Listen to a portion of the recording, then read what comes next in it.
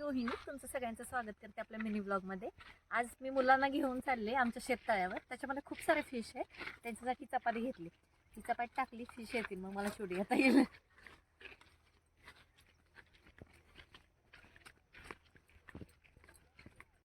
अरे दादाची सायकल खेळायची चाललंय, ती दोन छोटी पिल्लं चाललेत पुढे पळतेत।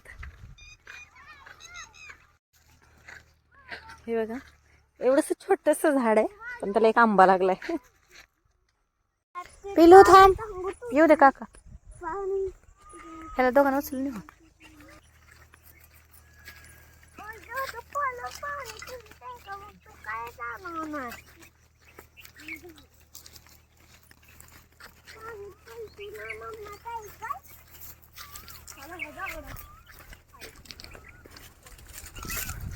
आणि इथं शेततळ्याच्या शेजारीच विहीर आहे आपली। विहिरीमध्ये पाणी पण भरपूर आहे, जवळपास भरत आली विहीर।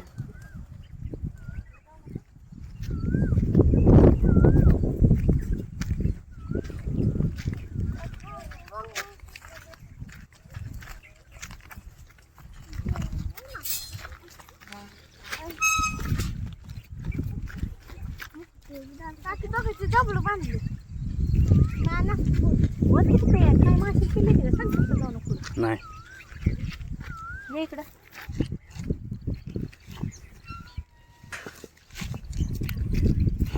किती उभा राहा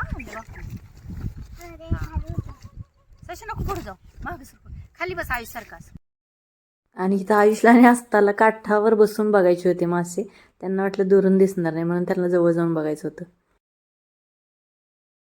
आणि आयुष्याने असता सलग बडबड करत होते, कारण जोपर्यंत ते शांत होत नाही तोपर्यंत मासे काही काटाला येत नाहीत।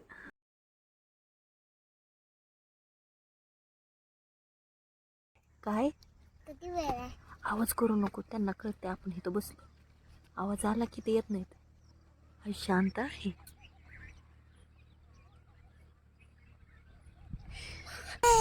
काय फिश पावते तू? आंबा तुझं तोंड कान का झालंय?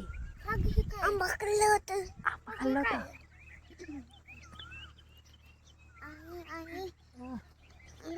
सशा तू मागो जरा। हा आत गेलेत, आपण चपाती टाकली, येते खायला, बोलू नको का लवकर।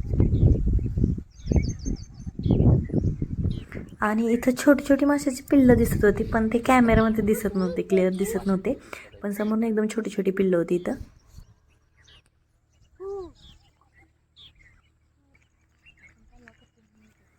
आणि इथं मुलांसोबत मी पण माशांची वाट बघत होते, पण आयुष्य नसता कलकल करत होते, त्यामुळे मासा साईडला येतच नव्हता।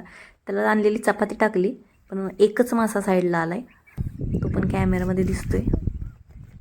तसं आपल्या या तळ्यात भरपूर मासे आहेत, पण आज एकच मासा साईडला येत होता, ती पण मुलांची कलकल त्याच्यामुळे रिटर्न जात होता।